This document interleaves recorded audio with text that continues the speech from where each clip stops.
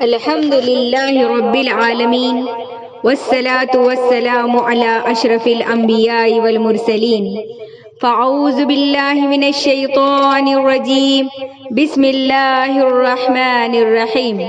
قال رب اشرح لي صدري ويسر لي أمري واحلل عقدة من لساني يفقهوا قولي۔ تمام قسم کی تعریفات وحدہ لا شریک خالق کائنات مالک ارض و سما کے لیے ہیں، اور لاکھوں کروڑوں درود و سلام ہو اس ہستی اقدس و مقدس پر جن کا نام نامی اسم گرامی محمد اکرم صلی اللہ علیہ وسلم و اصحاب و بارک وسلم ہے۔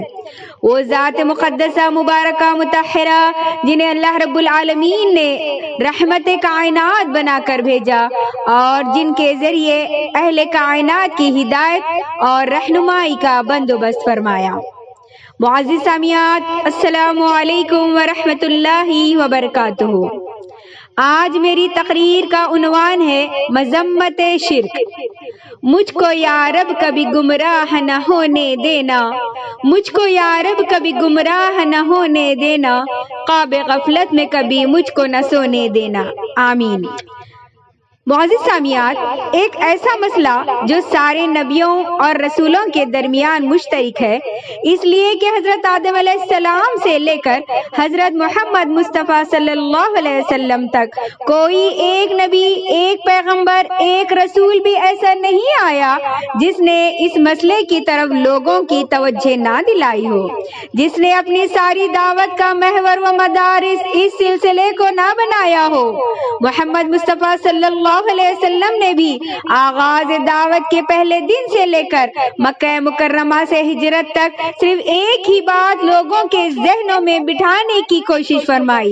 اور وہ مسئلہ توحید کا مسئلہ تھا۔ آپ صلی اللہ علیہ وسلم نے لوگوں کو یہ بات سمجھائی اور بتائی کہ اگر عقیدہ توحید درست نہیں ہے تو اللہ تعالی کے نزدیک کوئی عمل بھی قابل قبول نہیں۔ لیکن افسوس، آج مسلمانوں نے سب سے زیادہ کم توجہ اگر کسی چیز کی طرف دی ہے تو توحید کے مسئلے کی طرف، بلکہ حقیقی بات یہ ہے کہ مسلمانوں کو اور سارے مسئلے یاد ہیں۔ کبھی لوگ نماز، کبھی زکوٰۃ، کبھی روزہ، کبھی حج، ان مسائل کے بارے میں تو گفتگو کرتے اور پوچھتے ہیں، لیکن توحید کے بارے میں نہ تو کوئی عالم بیان کرتا ہے اور نہ کوئی بندہ سوال کرتا ہے۔ وہ سمجھتا ہے کہ یہ بہت معمولی بات ہے، اس کو پوچھنے کی ضرورت نہیں، حالانکہ حقیقی بات یہ ہے کہ آج ہمیں جس قدر یہ مسئلہ سمجھنے کی ضرورت ہے، اس قدر کسی دوسرے مسئلے کو سمجھنے کی ضرورت نہیں ہے۔ اسی وجہ سے کہ شرک ہمارے رگ میں اس طرح سرایت کر گیا ہے، اس طرح ہمارے خون کا حصہ بن گیا ہے کہ اس کو اپنے جسم اور وجود سے الگ کرنا ہمارے لیے ناممکن ہے۔ آج اچھے بھلے لوگ، نیک، نمازی، پرہیزگار، ان کو بھی یہ پتہ نہیں کہ توحید کسے کہتے ہیں۔ کیا لوگ یہ سمجھتے ہیں کہ ہر بات غیر اللہ سے مانگی جائے، ہر چیز کا سوال غیر اللہ سے کیا جائے، نظر نیاز غیر اللہ کی چڑھائی جائے اور پھر نماز پڑھ لی جائے تو اس سے توحید کے عقیدے میں کوئی خلل نہیں آتا؟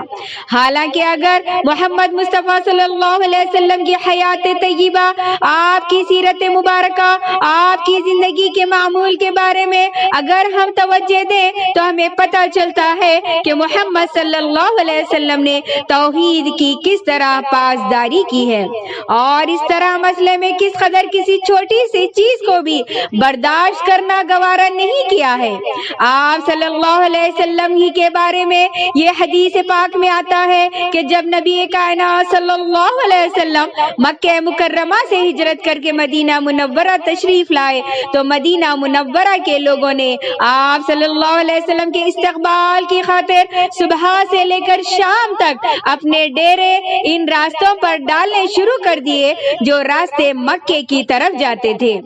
انتظار میں نہ جانے کب نبی کریم صلی اللہ علیہ وسلم کا طلوع ہو، اس لیے کہ انہیں امام کائنات علیہ السلام کی آمد کی خبر مل چکی تھی۔ انہیں اس بات کا علم ہو چکا تھا کہ رحمت کائنات علیہ الصلوۃ والسلام مدینہ منورہ تشریف لانے والے ہیں، اس لیے وہ ہر دن اپنے بچوں کو لے کر، اپنی بچیوں کو لے کر، اپنے جوانوں اور اپنے بوڑھوں کو لے کر مکہ مکرمہ کی طرف سے آنے والے راستوں پر کھڑے ہو جاتے تھے ان کے استقبال کے لیے۔ اور پھر وہ دن آ گیا جب نبی کریم صلی اللہ علیہ وسلم مدینہ منورہ میں تشریف لائے۔ اس دن پھر مدینہ طیبہ کی چھوٹی چھوٹی معصوم بچیوں نے نبی پاک صلی اللہ علیہ وسلم کی آمد کی خوشی میں یہ ترانہ پڑھنا شروع کیا: طلع البدر علینا من ساعتی الوداع وجب الشکر علینا ما دعا للہ داعی۔ اللہ کا شکر ہے آج مدینے میں چاند آسمان سے طلوع نہیں ہوا بلکہ مکے کی طرف سے آنے والے پہاڑوں کے درمیان سے طلوع ہوا ہے۔ محمد رسول اللہ صلی اللہ علیہ وسلم چونکہ ان راستوں سے تشریف لا رہے تھے، اس لیے بچیوں نے خوشی سے یہ پڑھا کہ اللہ کا شکر ہے آج مکے کی طرف سے آنے والے راستوں پر جو پہاڑ واقع ہیں ان کی اور سے چاند طلوع ہو رہا ہے، اور ہم اس بات پر اللہ کا جتنا بھی شکر ادا کرے کم ہے، بلکہ اگر قیامت تک اللہ کا شکر ادا کرتے رہے تو اللہ تعالی کا شکریہ ادا نہیں ہوتا۔ انہی بولوں کے درمیان بچیوں نے کہا: وفینا نبی یعلم ما فی غدا، آج ہمیں نبی کریم صلی اللہ علیہ وسلم تشریف لائے جن کو یہ بھی معلوم ہے کہ کل کیا ہونے والا ہے۔ اب یہ معمولی سی بات ہے اور مسئلہ بھی کوئی بڑے لوگوں کا نہیں تھا، چھوٹی چھوٹی بچیاں تھیں جو ابھی عمر شعور کو بھی نہیں پہنچی تھی، 5 سال کی، 6 برس کی، 7 برس کی، 8 برس کی بچیاں، اور وہ ترانہ پڑھ رہی تھی اور نبی کریم صلی اللہ علیہ وسلم کے رفقا، آپ صلی اللہ علیہ وسلم کے تلامذہ، آپ صلی اللہ علیہ وسلم کے اصحاب، آپ صلی اللہ علیہ وسلم کے خیر مقدم کے لیے کھڑے تھے۔ نبی پاک نے معصوم بچیوں سے یہ بات سنی، آپ صلی اللہ علیہ وسلم وہیں رک گئے، فرمایا: سنو بچیوں، وہی بات کہو جو پہلے کہہ رہی تھی، کیونکہ اللہ کے سوا غیب کا علم کوئی بھی نہیں جانتا۔ تو یہ تھا توحید کا مسئلہ کہ اللہ کے رسول نے اتنی چھوٹی سی بات پر معمولی دیر کے لیے بھی رکنا گوارا نہیں کیا کہ چلو یہ بچیاں ہیں کہہ رہی ہیں، کون سے بڑے لوگ ہیں کہہ رہے ہیں۔ اللہ کے نبی نے وہیں پر ان کو روک دیا۔ یہ مت کہو کوئی بندہ کوئی بچی یہ بات نہ کہے، اس لیے کہ اللہ کے سوا غیب کا علم کوئی نہیں جانتا۔ اسے معلوم ہوتا ہے کہ غیر اللہ کے سامنے اپنا ماتھا ٹکا دینا کتنا غلط ہے، اس کے سامنے اپنا سر سجدے میں رکھ دیا جائے یہ بات کتنی غلط ہے، یا اس کی عبادت اور بندگی کی جائے، اس کی طرف منہ کر کے نماز پڑھی جائے، یہ کتنی بڑی غلطی ہے اور یہ شرک ہے۔ یہی نہیں بلکہ وہ تمام چیزیں جس سے شرک کے پودے کی آبیاری کا امکان ہو، اللہ کے نبی حضرت محمد مصطفیٰ صلی اللہ علیہ وسلم نے انہیں اس سے روکا ہے۔ اور وہ لوگ جو اسلامی تعلیمات کو اچھی طرح سمجھتے ہیں ان کو یہ بات پیش نگاہ رکھنی چاہیے کہ اسلام کے اندر جتنی چیزیں ممنوع ہیں اللہ رب العزت نے اور اللہ کے پاک نبی محمد مصطفیٰ نے لوگوں کو براہ راست ان چیزوں سے نہیں روکا، بلکہ ان راستوں پر چلنے سے روکا ہے جن راستوں پر چل کر آدمی اس برائی تک پہنچتا ہے۔ یہ وجہ ہے ہمارے معاشرے کی تباہی کی اور مسلمان امت کی بربادی کا سبب یہ ہے کہ اول تو یہ لوگ برائی سمجھتے نہیں ہیں، باقی کہتے ہیں کوئی بات نہیں، معمولی بات ہے، پھر اس کے نتائج جب بری صورت میں ہمارے سامنے نمودار ہوتے ہیں تو اس پر ہم پریشان ہو جاتے ہیں۔ آج کے اخبار میں دیکھیے کیا کیا لکھا ہوا ہے کہ پولیس نے چھاپا مارا بدکاری کے اڈوں پر، بازار گناہ پر، اور اس میں بدکار عورتوں کو شراب پیتے ہوئے پکڑا ہے۔ عجیب بات ہے کہ جب آپ نے اڈے کھولے ہیں، جب آپ نے گناہ کے لائسنس دیے ہوئے ہیں، جب آپ نے گناہ کو جواز کا درجہ عطا کیا ہوا ہے، جب آپ نے عورتوں کو اس بات کی اجازت دی ہے کہ لوگوں کو گناہ کی دعوت دیں، ان ساری چیزوں کے بعد کہنا کہ اس نے معمولی سی شراب پی لی ہے، اس کو پکڑ لیا، کتنی احمقانہ بات ہے۔ یعنی بڑا گناہ تو یہ ہے کہ اس کا لائسنس ہی نہ دیا جائے، اور معمولی بات ہو وہ یہ ہے تو بڑا کام بہت خراب ہو جاتا ہے، یعنی بڑا کام تو یہ ہے کہ لائسنس کو روک دیا جائے، تو پھر یہ چھوٹا کام، یہ چھوٹی غلطی ہوگی ہی نہیں۔ اللہ کے رسول صلی اللہ علیہ وسلم کا دین ایسا دین نہیں ہے کہ محمد کریم صلی اللہ علیہ وسلم نے اللہ کے حکم پر جب لوگوں کو برائی سے روکا، یہ نہیں کہا کہ گناہ کے اڈے قائم رہے اور برائی نہ کرو، فرمایا کوئی عورت بے حجاب زیبائش و آرائش کر کے اپنے گھر سے باہر بھی نہیں نکل سکتی، اور کوئی بندہ مومن اپنی نگاہوں کو آوارگی کا عادی نہیں بنا سکتا۔ جب بھی بازاروں میں چلو نظروں کو جھکا کے چلو، سر کو گرا کے چلو، اور مومن عورتوں کو کہا کہ جب باہر نکلو تو پردہ کر کے نکلو۔ امام کائنات محمد مصطفیٰ صلی اللہ علیہ وسلم کا ارشاد ہے۔ آج بعض ایسے مسئلے ہو گئے ہیں جن کو بیان کریں تو بڑے بڑے حاجیوں اور نمازیوں کی پیشانیوں پر بھی شکن پڑ جاتی ہے کہ چھوڑو جی یہ بھی کوئی مسئلہ ہے، لیکن مولویوں کے بنانے سے یہ بنانے سے نہ بنتے ہیں، نہ مولویوں کے مٹانے سے یہ مٹتے ہیں۔ مسئلے وہ ہوتے ہیں جنہیں اللہ رب العالمین بیان کرتا ہے یا محمد رسول اللہ صلی اللہ علیہ وسلم بیان فرماتا ہے۔ ساری کائنات کی ملائیں مل کر نہ ان مسئلوں کو ختم کر سکتے ہیں اور نہ ان مسئلوں کو بنا سکتے ہیں۔ اللہ کے رسول صلی اللہ علیہ وسلم نے فرمایا، سنو مسئلہ بڑا ناگوار گزرتا ہے، لوگوں کو بدکاری سے بڑی نفرت ہے اور یہ پتہ نہیں کہ نبی نے کس کو بدکار کہا ہے۔ امام کائنات علیہ الصلوۃ والسلام نے کہا ہے کہ جب کوئی عورت خوشبو لگا کر گھر سے باہر نکلتی ہے، بازار میں جاتی ہے، جب تک واپس نہیں آ جاتی، اللہ رب العالمین کے فرشتے اس پر لعنت کرتے رہتے ہیں۔ فرمایا جب تک عورت پازاب پہن کر یا چوڑیاں چھنکاتے ہوئے بازار میں جاتی ہے، فرمایا جب تک اپنے گھر واپس نہیں پلٹ آتی، اللہ رب العالمین کی بارگاہ میں بدکاروں میں لکھی جاتی ہے۔ آج ان مسئلوں کو نیک نمازی، جمعہ میں آنے والے، نماز پڑھنے والے حاجی، وہ بھی ان مسئلوں کو برا نہیں سمجھتے ہیں، کہتے ہیں کہ چھوڑو یہ پرانے مسئلے ہیں، لیکن اللہ کے رسول صلی اللہ علیہ وسلم نے جو بیان کر دیا ہے، اس دین کی خصوصیت یہی ہے کہ اس دین میں برائی کے دروازوں کو بند کیا گیا ہے، کیونکہ جب تک دروازوں کو بند نہ کیا جائے اس وقت تک برائی ختم نہیں ہوتی۔ اسی طرح شرک کی بات ہے، اور میں نے جان بوجھ کر برائی کا حوالہ شرک کے ساتھ دیا ہے، کیونکہ اللہ رب العزت نے قرآن مجید میں 18ویں پارے میں سورہ نور سورہ نمبر 24 اور آیت نمبر 3 میں کچھ یوں ارشاد فرمایا ہے، الزانی لا ينکح الا زانیتا او مشرکا والزانیت لا ينکحها الا زانی او مشرک وحرم ذلك علی المؤمنین۔ کسی بدکار عورت سے کسی مسلمان کا نکاح نہیں ہوتا، کسی بدکار عورت سے کسی مسلمان کا نکاح جائز نہیں۔ فرمایا بدکار مرد سے شادی کرے یا مشرک سے شادی کرے، اللہ نے بدکاری کو شرک کے برابر قرار دیا ہے، کیونکہ بدکاری بھی غیرت کے فقدان کا نام ہے اور شرک بھی غیرت کے فقدان کا نام ہے۔ بدکاری نام اس کا ہے کہ اپنے شوہر کو چھوڑ کر کسی دوسرے کی طرف نظر ڈالے، اس لیے اللہ رب العزت نے قرآن مجید کے اندر دونوں چیزوں کو برابر قرار دیا ہے۔ جان بوجھ کر یہ مثال اس لیے دی گئی ہے کہ اس بات کو سمجھے کہ جس طرح قرآن مجید کے اندر اور حضرت محمد رسول اللہ صلی اللہ علیہ وسلم کی فرامین کے اندر برائی کے دروازوں کو بند کیا گیا ہے تاکہ آدمی ان راستوں پر ہی نہ چلے جن راستوں پر چل کر آدمی بدکاری کی طرف پہنچ سکتا ہے۔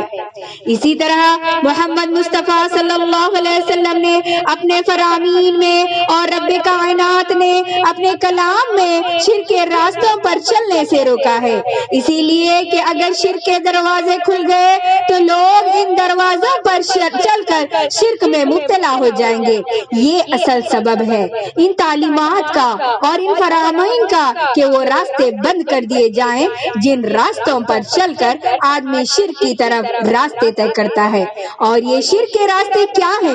توجہ کے ساتھ سنو، شرک کا پہلا زنا یہ ہے کہ اللہ کے سوا کسی کو غیب دان سمجھا جائے، کیونکہ اس لیے شرک یہ ہوتا ہے کہ غیر اللہ کے سوا کسی سے مدد مانگی جائے، غیر اللہ کے سوا کسی سے سوال کرنا وغیرہ، اللہ کے سوا کسی کے سامنے جھولی پھیلانا،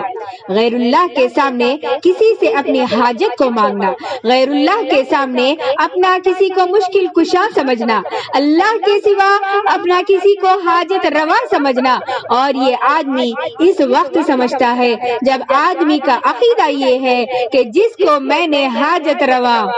مشکل کشا، مصیبتوں کو دور کرنے والا، قاضی الحاجات سمجھتی ہوں، وہ غیب کا علم جانتا ہے۔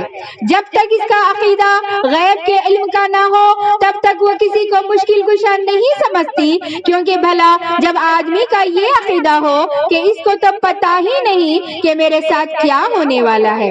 جب آدمی کا کسی کے بارے میں یہ عقیدہ ہو کہ اس کو تو کل کا پتہ ہی نہیں کل کیا ہونے والا ہے، اس وقت تک اس سے کل ہونے والے واقعے کے لیے پناہ مانگنے کی ہمت نہیں کر سکتا۔ یہ جب کرے گا، جب یہ عقیدہ رکھے گا کہ اس کو پتا ہے کل میرے ساتھ کیا ہونے والا ہے، اس لیے اسے سوال کرے گا جو مجھ پر مصیبت آنے والی ہے مجھ کو بچا لو۔ اگر یہ سمجھے کہ اس کو پتا نہیں کہ میرے گھر بچہ ہوگا کہ نہیں، اس سے کبھی بچے کا سوال کر نہیں سکتا۔ اگر اس کو پتا ہو کہ اس کو معلوم ہی نہیں کل مجھ کو پیسے ملیں گے کہ نہیں، کبھی اس سے رزق مانگ نہیں سکتا۔ اگر اس کا عقیدہ ہو کہ اس کو معلوم ہی نہیں کہ میری بیماری دور ہوگی کہ نہیں، پھر کبھی اس سے شفا کا سوال وہ کر ہی نہیں سکتا۔ اللہ سے سارے سوال تب انسان کرتا ہے کہ انسان کا عقیدہ یہ ہوتا ہے کہ اللہ رب العالمین کو پتا ہے کہ میرا فقر و فاقہ دور ہوگا کہ نہیں، اللہ کو پتا ہے میری بیماری دور ہوگی کہ نہیں، اللہ رب العالمین کو علم ہے میرے گھر بچہ ہوگا کہ نہیں، اللہ رب العالمین کو پتا ہے میری فلاں حاجت پوری ہوگی کہ نہیں، تب آدمی اللہ رب العالمین سے سوال کرتا ہے۔ اس لیے حضرت محمد مصطفیٰ صلی اللہ علیہ وسلم نے شرک کی جڑ کاٹنے کے لیے اپنی ذات کو سامنے رکھ کر کہا، اور دنیا کے لوگوں، اگر میں محمد رسول جو زمین و آسمان سے سب سے بڑا آدمی، نہ زمین پر مجھ سے بہتر کوئی آدمی، نہ آسمان پر مجھ سے کوئی بہتر مخلوق، اللہ آسمان والا اور وہ خالق مالک ہے جس کی ہستی بے مثال، اس کا کوئی ثانی اور شریک نہیں، اور اس کے بعد اگر کسی کی ذات ہے تو محمد مصطفیٰ صلی اللہ علیہ وسلم کی۔ اگر محمد رسول اللہ غیب کا علم نہیں ہے اگر محمد رسول اللہ غیب کا علم نہیں جانتے، جن کی اللہ کے بعد سب سے بڑی حیثیت ہے، تو اور دنیا میں کون ہے جو غیب کا علم جانتا ہو؟ اس لیے اللہ کے رسول صلی اللہ علیہ وسلم نے بچیوں کو ٹوک کر کہا کہ مت کہو ہم میں وہ نبی ہے جو کل کی بات جانتا ہے۔ اسی طریقے سے اللہ رب العالمین نے سورہ لقمان سورہ نمبر 31 آیت نمبر 34 میں ارشاد فرمایا، لا ادری ما یفعل بی ولا بکم، مجھ کو کچھ معلوم نہیں کہ کل کیا ہونے والا ہے۔ ان اللہ عنده علم الساعہ، فرمایا ان اللہ عنده علم الساعہ وینزل الغیث ویعلم ما فی الارحام وما تدری نفس ماذا تکسب غدا وما تدری نفس بأی ارض تموت۔ فرمایا لوگوں، اللہ کے سوا کس کو پتا نہیں ہے کہ قیامت، قرآن کی آیت میں آیا ہے کہ ان اللہ عنده علم الساعہ، کہ اللہ کے سوا کسی کو نہیں معلوم کہ قیامت کب قائم ہوگی۔ وینزل الغیث، اللہ کے سوا کوئی نہیں جانتا کہ بارش کب ہوگی، کہاں ہوگی اور ہوگی کہ نہیں ہوگی۔ اور روزانہ پڑھتے ہیں کہ محکمہ موسمیات کہتا ہے کہ کل بڑی بارش ہوگی، دھوپ نکلے گی، اور محکمہ موسمیات کہتا ہے کہ کل بڑی زبردست دھوپ ہوگی تو بارش ہو رہی ہے۔ ان اللہ عنده علم الساعہ وینزل الغیث ویعلم ما فی الارحام، اللہ کے سوا کوئی نہیں جانتا کہ ماں کے پیٹ میں کیا ہے، بچہ ہوگا کہ بچی ہوگی، اور ہوگا کیا نہیں ہوگا۔ قرآن مجید اللہ کی شان دیکھیں تھے کہ آج سارا قرآن ہم بھلا چکے ہیں۔ اللہ رب العالمین سورہ شورى سورہ نمبر 42 آیت نمبر 50 میں ارشاد فرماتا ہے یَهَبُ لِمَن يَشَاءُ إِنَاثًا وَيَهَبُ لِمَن يَشَاءُ الذُّكُورَ اور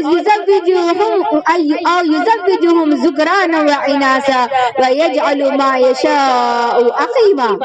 او ظالموں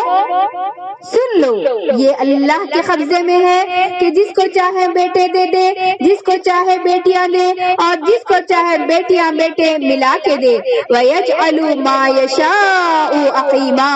اور جس کو چاہے بے اولاد کر دے۔ ساری کائنات مل کر بھی اسے اولاد نہیں دے سکتی جسے رب دینا نہ چاہے۔ رب اللہ کے سوا ان ساری چیزوں کو کوئی نہیں جانتا۔ اللہ چاہے تو بیٹے دے، اللہ چاہے تو بیٹیاں دے، اور اللہ چاہے تو ملا کے دے، اور اللہ چاہے تو کچھ نہ دے۔ اللہ چاہے تو کچھ بھی نہیں۔ وَيَجْعَلُ مَا يَشَاءُ عَقِيمًا وَيَعْلَمُ مَا فِي الْأَرْحَامِ فرمایا اللہ ہی جانتا ہے، اللہ کے سوا کسی کو معلوم نہیں کہ ماں کے پیٹ میں کیا ہے۔